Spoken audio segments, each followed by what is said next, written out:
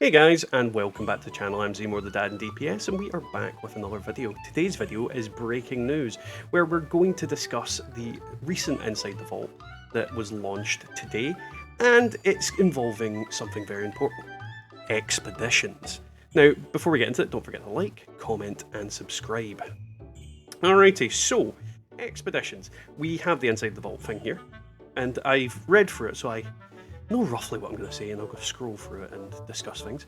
So the first thing is that we are going to be going to the White Springs Resort, and there is going to be some NPCs there that are very important to Appalachia's history, and that is the Responders. They are finally back. We're finally getting some Responders NPCs that are going to be doing something and going around Appalachia. This opens a kind of thought in my head that we might get some Responder-based rewards from this as well, but again, I can't really confirm that until the pet comes out and we experience it. Now the cool thing about this is that White Spring is going to be a double hub. You've got Modus underneath that no one knows about, and you've got the Responders in the actual White Springs Resort themselves. So we are going to get a bit more utility and fun out of that resort. I always found that the inside of the building of White Springs was very much not used as much as it could be, because it is just full of robots and a bunch of vendors that only take up about half of the building. The rest of the building's quite devoid of anything, and it's very strange that it had so little in it, especially considering that Appalachia was meant to be pretty empty of NPCs in the first place. So it's just a very empty space. I'm very happy about that, and I'm sure you guys will be as well. Now, what the Responders are going to want us to do is we are going to take on 3 missions on a daily basis to charge an ultrasight battery.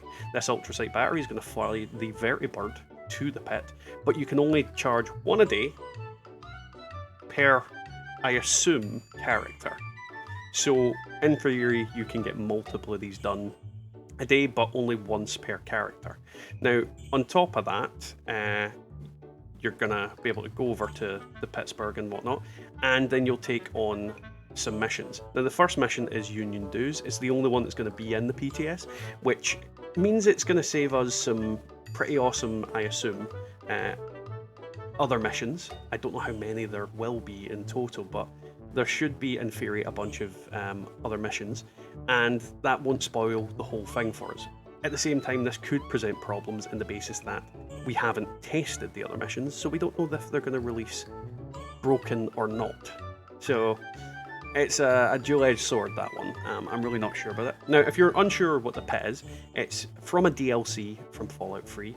I won't go into that too much. There's plenty of information on that on the internet, and I'll leave the link to the article for this anyway down below so you can have a read through it if I'm distracting you too much from reading it here.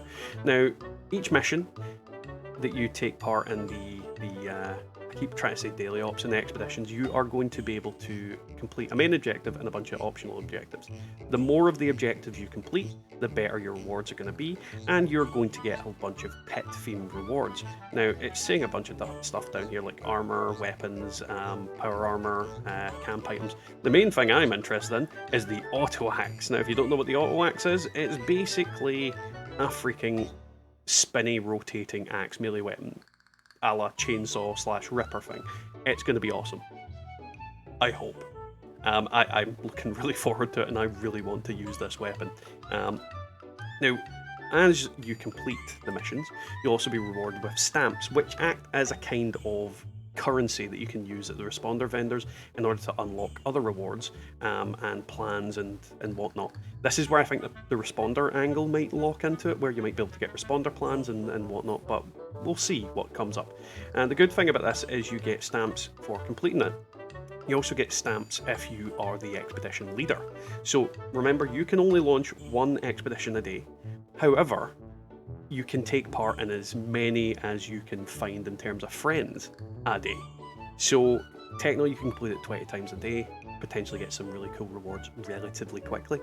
This is where solo players are going to struggle, but people that have large groups of friends are going to excel, because you literally can, depending how many friends you've got, maybe do it 20 times a day, essentially. Obviously nobody's going to do that, I hope, but they probably will. So there is that kind of thing where the more effort you put into do these things, the more stuff you're gonna get. Unless they put a cap on how many stamps you can get on a daily basis, but we'll see when that comes. So yeah, it's relatively interesting. I'm quite happy with what they've given the information on so far. The biggest problem I see is that it sounds a little bit too close to daily ops from these descriptions. Now, that might be completely different when we actually experience the content, and each mission might be vastly different in the way it kind of works and the different things we do, and they might continually add new missions every couple of months. I really don't know, is what I'm going to say with this. It really depends on what we're going to do and what we're going to see. It is an interesting idea as well because it opens up a whole different group of things that we can potentially do in the future. Like, they'll maybe add more daily missions, then you can go to other areas, or maybe you can use your one thing to go to specific different areas, like go to New York or go to Washington. There's a whole manner of things that expeditions can open up. I'm really excited to see the new rewards, new weapons, new armors, new everything.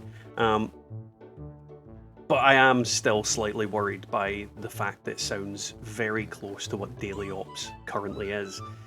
So we will have to see what is going to come of it. But at least it's news. And it's better news than we've had for a while because, let's be honest, it's looked like there was going to be a whole lot of nothing.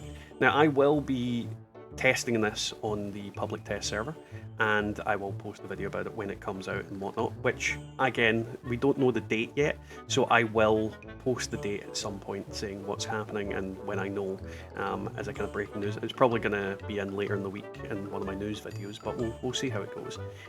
So yeah, that's pretty much that. That was today's video, guys. I hope you enjoyed it. If you did, don't forget to leave a like, a comment, and subscribe. If you'd like to support the channel, there are several means. You can click that coffee button to donate to me directly. There's also our Teespring for the merch that you can see on screen right now, as well as our YouTube member button and the new Super Thanks button.